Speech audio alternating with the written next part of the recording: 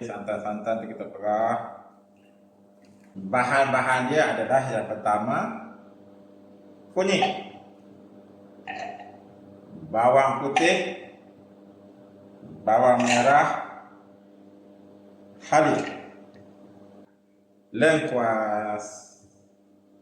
Kita akan kisar, campur sedikit air. Kita blend. Tumis bahan yang kita kisar tadi.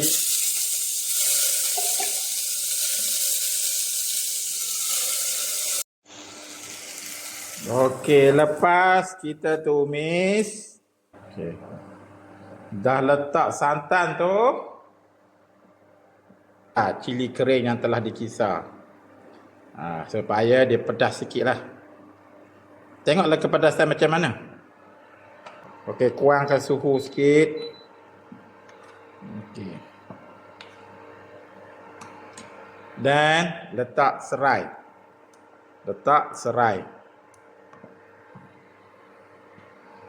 Dan yang penting juga, yang penting ni adalah kita letak ikan. Saya pakai ikan tongkol. Yang setempat dia panggil ikan air. Okey. Cuma bezanya, lepas letak ikan ni, kita tak boleh kacau-kacau sangat. Kita letak garam,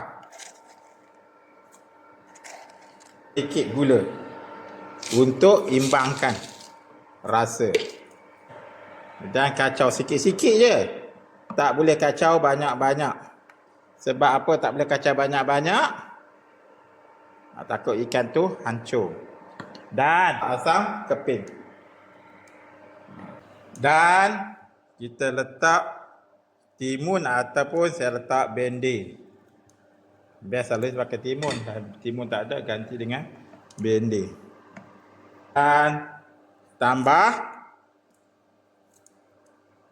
tomato.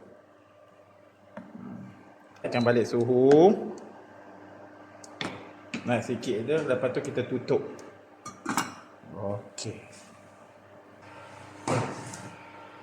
Legak dah tu. Masak.